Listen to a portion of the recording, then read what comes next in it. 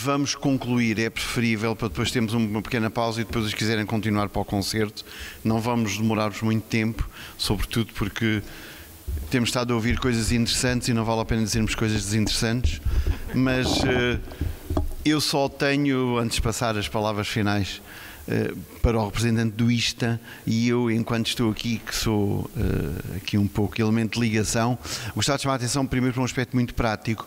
No portal do SER, onde está nos vossos programas, vocês têm acesso a um pequeno site que tem já as atividades e as imagens recolhidas pela Eclésia da primeira jornada, e agora voltaremos até a desta, portanto podem ter acesso a rever todas estas ideias e debates e informações, portanto está lá no mini site. Se entrarem também no do ISTA, tem uma remissão, portanto é possível aceder. O primeiro aspecto, muito prático. Segundo aspecto, as jornadas tinham como um subtítulo Discursos, Teologia e Espiritualidade, e foi realmente o que se trabalhou durante os 2 dias. E isso a mim é uma coisa que me agrada, que se tenha conseguido, com todos os desvios que pode acontecer e que têm que acontecer, mas o que é certo é que houve uma centralidade. Eu ressaltava 3 pontos que me parece que deram conta, voltamos aos estudos de caso, exemplares do que acabei de dizer. Primeiro, a conferência inaugural, em que o Frei Bento Domingos chamou a atenção da importância do estudo. O estudo como forma definitória da Ordem de São Domingos em tempos de rupturas e criando rupturas. Essa dimensão do estudo, afinal de contas, não é mais do que uma forma de discurso, de teologia e de procura de espiritualidades. Portanto, estávamos a começar bem e creio que continuamos depois com a intervenção sobre a Casa de São Domingos e sobre a arquitetura. Voltamos a ver como a importância do estudo, do viajar, do percorrer, do encontrar discursos nos espaços, internacionalização dos discursos, procura de um casamento entre as espiritualidades contemporâneas e as formas de expressão urbanística e arquitetónica. Portanto, continuamos bem e terminamos agora. E aqui permitem-me só um apontamento novo, voltando à modernidade. Aqueles nomes que o João Luís deixou cair, e volta a Évora porque tem alguma ligação afetiva, e todos aqueles resíduos do Paraíso, era o mosteiro talvez mais rico de Évora em termos de tudo o que é, desapareceu completamente. O que existe do Paraíso está no Museu de Évora, podem visitá-lo, e são sobretudo esculturas do Nicolau Chantrenne. Em Lisboa também, claro, mas eu aqui... Mas não estou a falar de espólio de edificado. Portanto, objetos edificados estão no museu. Portanto, e podem ver ali como aquela construção que ali está do Chantrenne tem toda a predominância da devoção tardo-medieval e todo o aflorar do mundo renascentista e humanista que está por trás em forma. E isto é muito interessante. E depois perceber que o que o João Luís chamou a atenção, aqueles Costa, são uma família de núcleo de poder fortíssimo na corte de Dom Manuel, que também já está bem estudada e foi bem enquadrada, e depois um nome que também foi passando e que parece que não, que é um desinteressante nome, que é o Rui da Gran, da qual também a Pedra Sepulcral está no Museu de Évora. O Rui da Gran foi talvez o arquiteto da reforma mais importante dos tempos modernos em Portugal.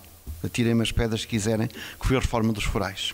A reforma dos forais manuelinos é a finalização evidente das estruturas, das lógicas do concelho e do foral medieval. Tudo o que era de localização, aquilo que enganou tanto e que o Herculano tanto vender em termos de municipalismos, a reforma do Rui da Gran, de todo aquele grupo de homens, de doutores do Dom Manuel, terminou com isso. Ou seja, terminou completamente. Os forais põem os concelhos na mão do rei, e realmente é através das estruturas dos concelhos que o rei vai conseguir construir o seu poder e o poder da coroa. E isto é uma coisa que se mantém até à lógica final dos forais do antigo regime. Portanto, este Rui da Gran não era um inocente e aquelas mulheres não eram umas inocentes. Aquilo que o João Luís também deu atenção, estas mulheres da pobre vida eram muito mais intelectualizadas do que se pode pensar. E não esqueçamos muito que a circulação das ideias, e estes nossos debates têm a ver um pouco com isso, felizmente ainda acontecem em espaços como estes, tem muito mais vezes a ver com o debate oral e com a transmissão oral, o texto lido em voz alta, do que o texto lido de forma humanística para dentro e cada um com o seu livro debaixo do braço. Então são formas muito diferentes, são mundos muito diferentes, e o estarmos num espaço como este é muito bom. Acho que foi muito bonito, foi bonito no sentido que vimos construir coisas, e acho que a jornada resultou. resultou e com certeza que em Lisboa continuará para podermos cumprir aquilo que eram os objetivos, que era 3 jornadas para dar conta da abertura de estudo, de mundo, como dizia há bocadinho o Paulo Fontes, do universo, que é a lógica dos dominicanos em espaço português. E eu passaria as palavras finais para o nosso ilustre representante do ISTA e da Ordem Dominicana. Mais uma vez, boa tarde a todos. Obrigado às palavras e à introdução do António Camões Gouveia. Dizer também uma ou duas coisas muito simples e breves. O ISTA, o Instituto São Tomás de Aquino, portanto, é um instituto, uma fundação, digamos assim, uma associação religiosa de fins não lucrativos da província portuguesa dos Dominicanos. E o ISTA aparece metido nesta coisa, em primeiro lugar, porque a província portuguesa dos Dominicanos acometeu ao ISTA a celebração do jubileu dos 800 anos da Ordem. Nós estamos a fazer 8 séculos, 2016, ali está.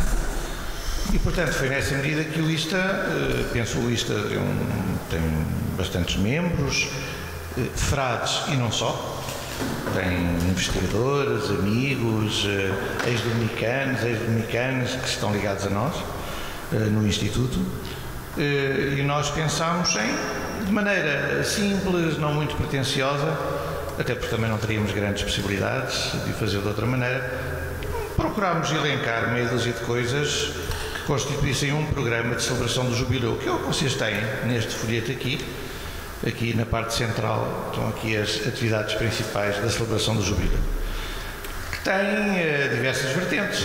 Tem a dimensão celebrativa, orante, convívio, encontro, enfim, tem várias vertentes.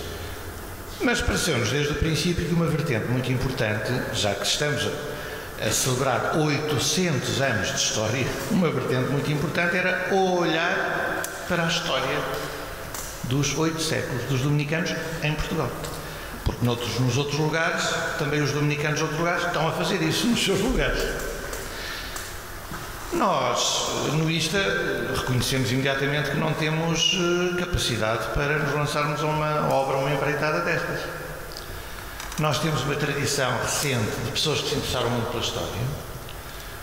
Os freis António do Rosário, Raul Rolo, foram grandes historiadores.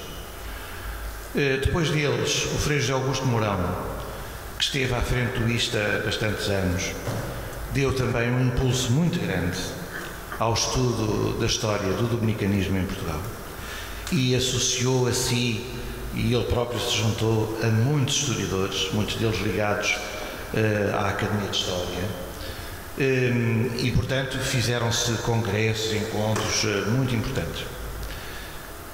E agora, o ISTA pensou bem, nesta altura, a quem é que podemos lançar mão, quem é que nos pode ajudar, quem é que nos pode salvar? E pensámos no Centro de Estudos de História Religiosa da Universidade Católica. E, portanto, já desde há mais de um ano, que começámos a conversar, fizemos esse pedido e o Centro de Estudos de História aceitou muito bem. E por isso nós estamos muito agradecidos ao Centro de História Religiosa e a todas as pessoas que a partir daí têm trabalhado para estas jornadas. No fundo são pessoas que estão a trabalhar para nós, sem nós lhes pagarmos nada. E portanto, nós estamos mesmo agradecidos. Além disso, eu penso que, como já foi destacado também aqui por vários dos intervenientes, estas jornadas como que são a ponta do iceberg visível. E é bom que assim seja. Quer dizer, para além destas jornadas, destas contribuições, destas comunicações, destas conferências, pois o importante é o que não se vê nas jornadas, mas que tem que continuar. Há bocado, por exemplo, a partir da conversa, da comunicação do Gabriel, já houve ideias para o futuro trabalhar mais a questão das publicações. Isso apareceu, não é? Este concerto que vamos ter aqui, pronto, sobre música dominicana, isto é um pedido que eu fiz inicialmente ao Alfredo Teixeira, nem era especificamente para estas jornadas, era para ser na clausura do jubileu, em janeiro, e vai ser.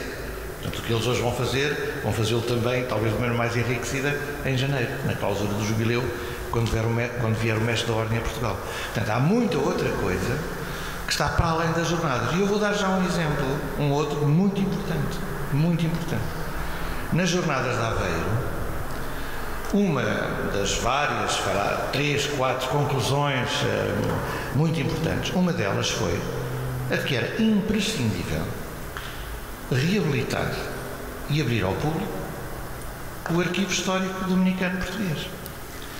E aquilo que estava como que empatado desde há alguns anos começou a ser desbloqueado. E já houve um primeiro encontro dos 2 arquivistas frades dominicanos com alguém do Centro de História, neste caso o José António Rocha, para desbloquear a situação e avançar. Porque, portanto, eu volto a dizer, muito para as jornadas para nós é extraordinário.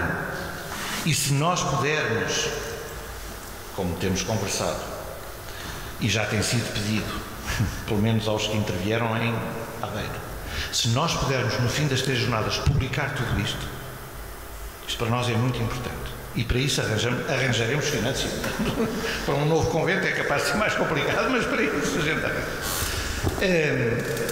Portanto, isto é muito importante. Mas, volto a dizer, para além das jornadas, há muitas coisas importantes. E desde logo, eu, como Presidente do ISTA, mas sei que isto é partilhado por todos os membros do ISTA, nós gostaríamos de, com maior ou menor publicidade, com maior ou menor conhecimento público, nós gostaríamos muito que esta ligação, esta parceria com o Centro de Estudos de História Religiosa continuasse. Não estou a dizer nenhuma novidade, isso nós sabemos, mas publicamente estou a dizer, isto é o nosso interesse, quer dizer, nós queremos mesmo continuar a olhar para o mundo do dominicanismo em Portugal, achamos que isso é uma necessidade e um bem para todos. Acho que já falei demais e muito obrigado, portanto, a todos, também aos que do ponto de vista material ajudaram a assegurar isto, porque isto não sai só das cabeças, também sai das mãos e dos pés e muito do coração. Muito obrigado a todos.